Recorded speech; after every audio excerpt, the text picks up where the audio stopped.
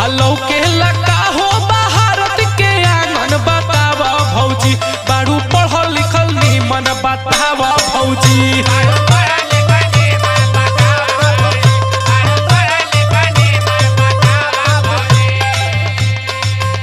किशन बबुआ बोलो भौजी। हमार माई बाबू हई है कुल का सवाल जवाब करे बदे ना पढ़ौले हुआ सुन ला हमार डिग्री दूसर बा।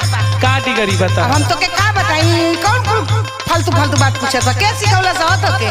अरे कोई सिखैल ही ना बा।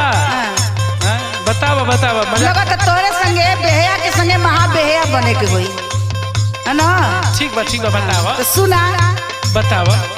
हो खेला साड़ी चोली के ऊपर